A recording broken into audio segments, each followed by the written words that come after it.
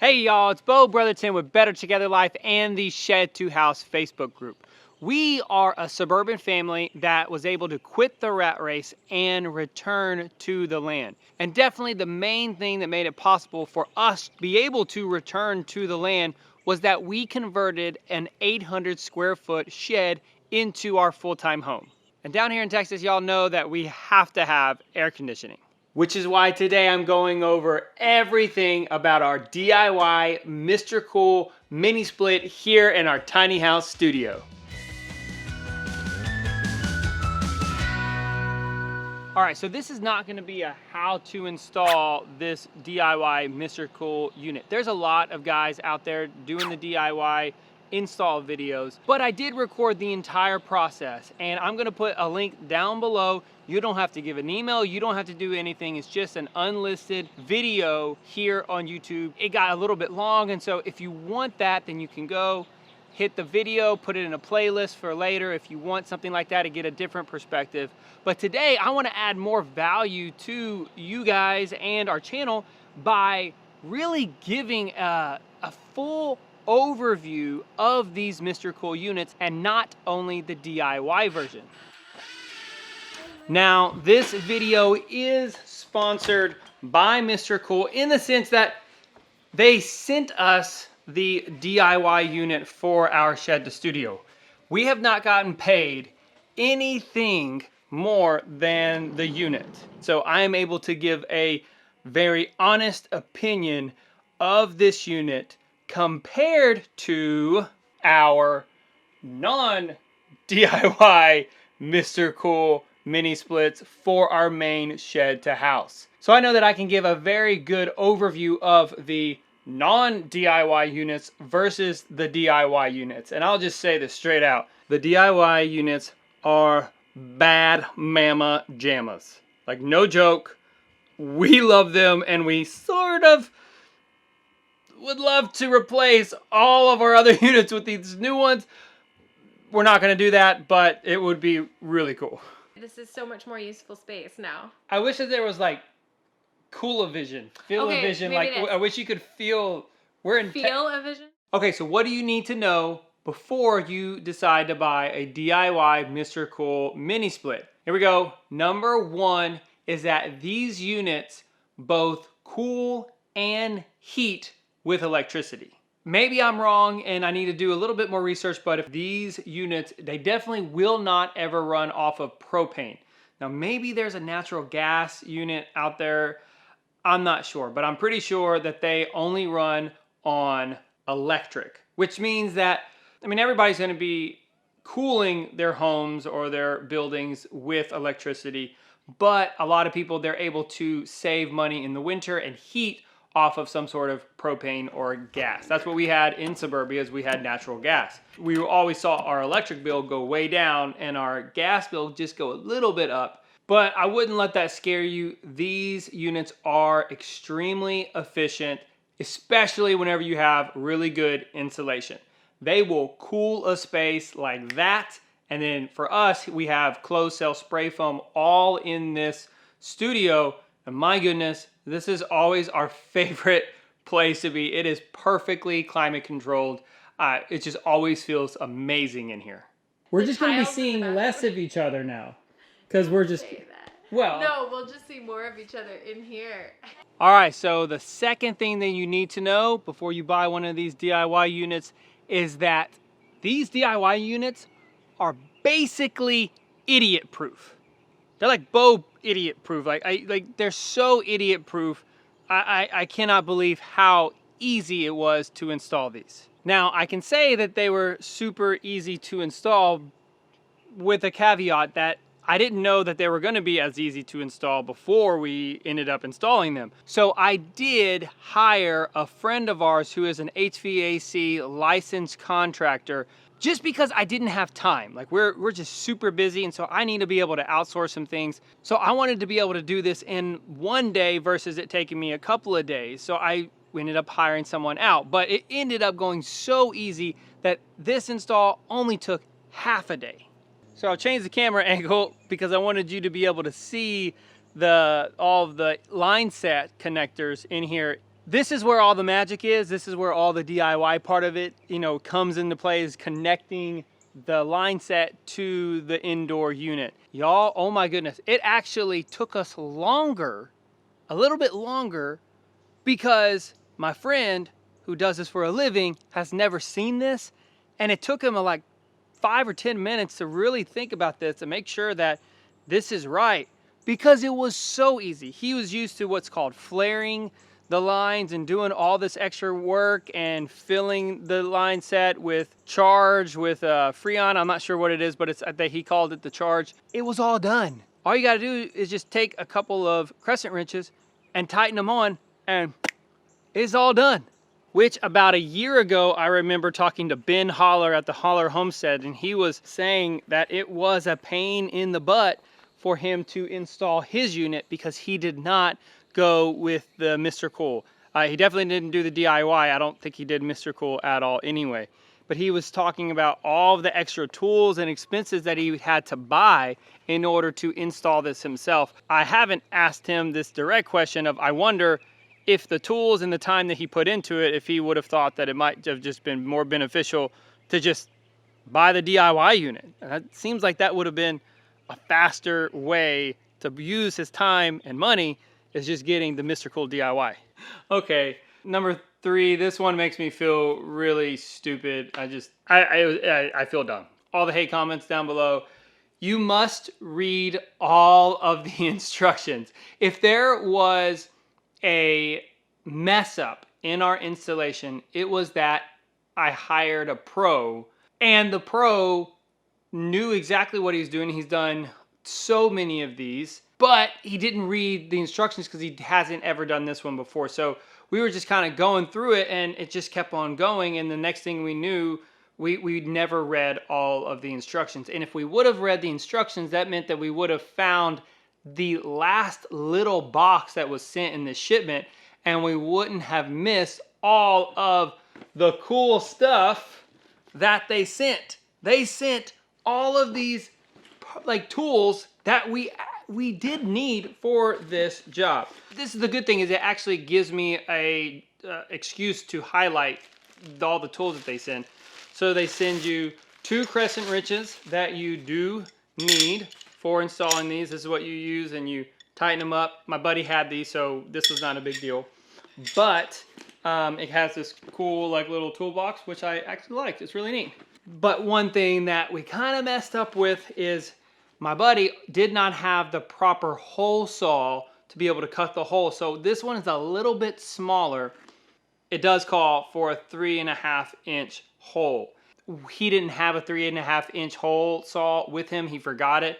And so we made it work, but duh, it comes with the thing right here. Like the DIY unit comes with the hole saw. So rad that I actually have a hole saw for if I ever need it. Just to highlight a couple other things that I've not gotten installed in this yet, but hopefully I will soon, is this. This is the wireless way to run the unit. It does come with the remote. We're just using that for now. But this allows you to hook up, it's kind of like a Nest thermostat, is you put this in the indoor unit up there, and then you can mount this anywhere, and then it can run off of Google or Amazon Alexa. What is that? Google what? Google Assistant or Amazon Alexa, to where I could tell my Alexa, sorry if I just kept on saying that out loud and you have one. We call it yeah when we don't want it to work. So I could talk to our yeah inside our main house to tell it to change the temperature here in the studio, and it would be able to do it. Super cool. Read the instructions.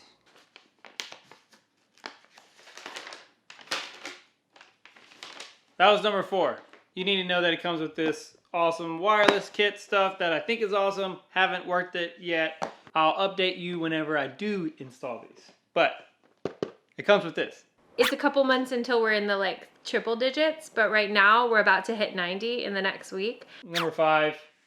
This one should be just a no-brainer. It's embarrassing. I didn't do it, so I'm not that embarrassed, but it is embarrassing in the sense that we even are at this point. I need to tell you about the biggest mistake to avoid when installing these units.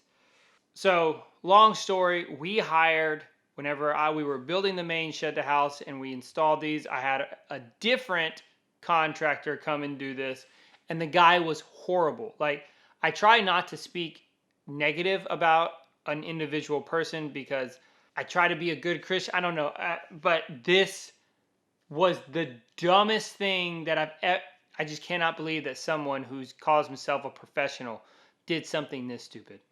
So whenever we were doing this DIY version, I realized that, wow, this thing is really cool. Like, I like how it sticks the line set out to where all the condensation lines and the line set is outside of the house, like in that gutter right there. That's really cool. So I'm showing you this footage right here to where it's like that the connection is outside of the house and not inside the house. And because I was saying that the ones that we have in our main house, they're all inside the house. And my buddy Seth, who I hired to do this one with me, he's like, yeah, we're going to fix yours and we have to redo everything. So give me a quick explanation of what this guy did. Okay. So do you see how these lines come over to the left? That's just how it's shipped. You're actually supposed to extend the lines out, drill a hole on the right side, and then simply just stub the pipes out. And when you do that, it creates an even level for the drain, and it can better connection for the copper outside instead of inside. There's just so many reasons why you're supposed to do it that way. But when you do it this way, your copper gets really a lot of pressure on these joints when you're shoving it against the wall to finish it. And that's actually probably where you're leaking some of the refrigerant, just on the stress of those joints. Yeah, because water has been just coming down here. Yep. Like crazy. Yeah, the drain wasn't done right. There's foam in here that smushed the drain. So what happened is the moron, other contractor, I don't know, I just don't know what in the world he was thinking, but he connected the line sets behind the unit right here.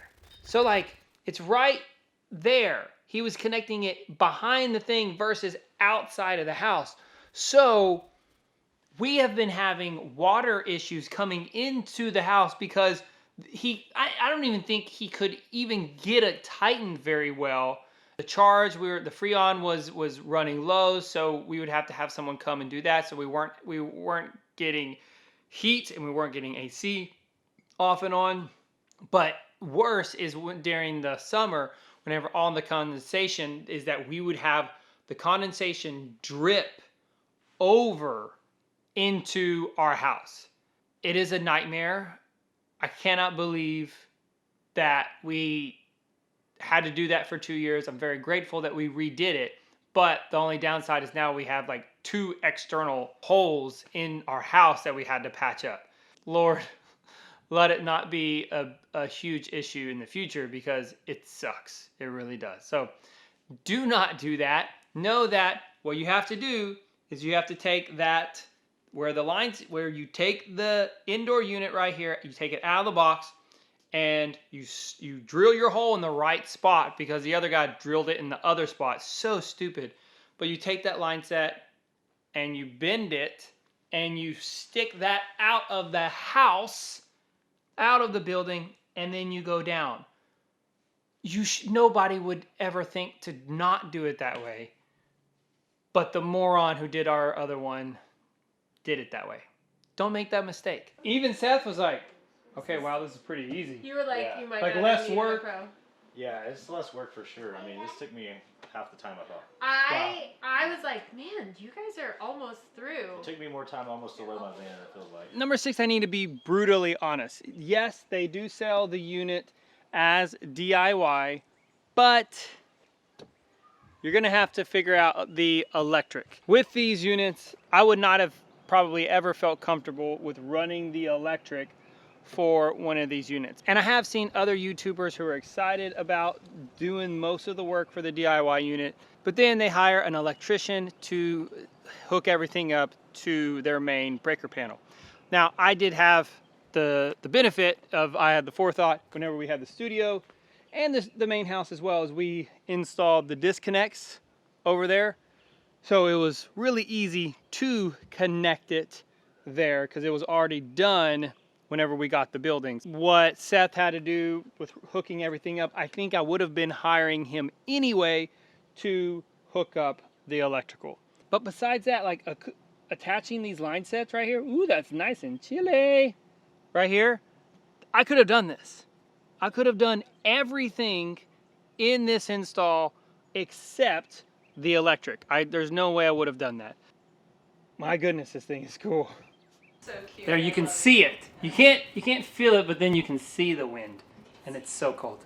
All right, so I hope this video was helpful as a basic overview to help you decide on if the DIY unit from Mr. Cool is a good choice. In my mostly non-paid, we did get this sponsored, but they didn't pay me anything else. In my non-paid opinion, I absolutely would choose the DIY unit over any other unit of mini splits, and especially any other brand of mini splits. Kelly actually says she just absolutely loves the new look of these indoor units. It's just so clean with all the white shiplap, but this unit just looks beautiful in here. We love it. All right, so please don't forget to check out the video below in the description for the full install video. It's really raw, just showing everything. It's about a 45-minute clip, but it'll be good. Save it to a playlist whenever you're gonna be building this yourself. I think it'll be very, very helpful to see that perspective. All right, we'll see you on the next one. Bye. What made it more DIY than the other version? It's the pre-charged lines, the AC lines. You don't have to do any vacuuming. I mean, the vacuum pump alone, that's like a $600 or $700 tool. So not any hardly. And the time. Yeah, and the time. It takes Yeah. maybe an hour usually. That's awesome. Yeah. That is awesome.